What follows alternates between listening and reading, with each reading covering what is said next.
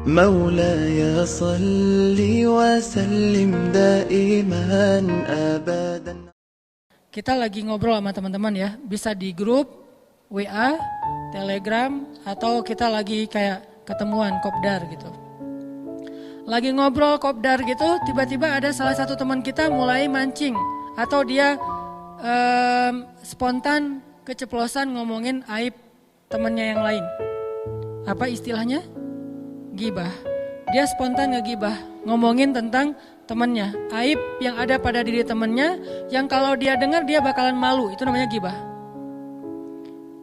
Dan terus kan tugas kita adalah unsur akhaka zaliman au mazlum. Tolonglah saudaramu yang zalim atau yang terzalimi. Menolong yang terzalimi maklum kata sahabat, tapi menolong yang menzalimi gimana ya Rasul? Hindarkan dia dari perbuatan zalim, perkataan zalim. Itu cara nolong orang yang zalim. Nah, ketika kita ngelihat ada teman kita ngobrolin teman yang lain tentang aib-aibnya, kan tugas kita adalah apa? Nolong dia kan? Bukan hanya bahasa, saya lebih coba untuk memakai istilah nolong dia daripada mencegah kemungkaran. Karena mencegah kemungkaran ini ada kondisi tertentu. Kita nolong dia, unsur akhaka, karena saudara kita sendiri. Zaliman au mazlum, tolonglah saudaramu yang menzolimi atau yang terzolimi. Nah, dia sekarang dalam status ngezolimin, yaitu ngebicarain aib temennya. Terus gimana cara kita nolong?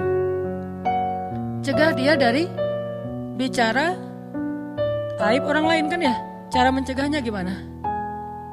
Cara mencegahnya banyak. Salah satunya dengan kita sampaikan, oh itu gibah gak boleh.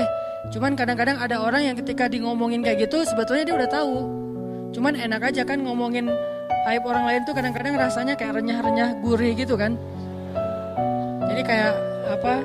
Yalah kayak kita makan cemilan apa yang kesukaan kita, ditambahin sambal, ditambahin kerupuk, ditambahin apa, kalau perlu masih kurang tambahin cengek potong gitu biar lebih enak gitu kan.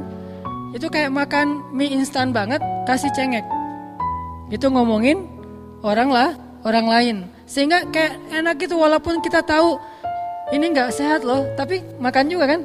Ini gak bagus loh, apalagi kalau perut kosong makan mie instan kasih cengek lagi.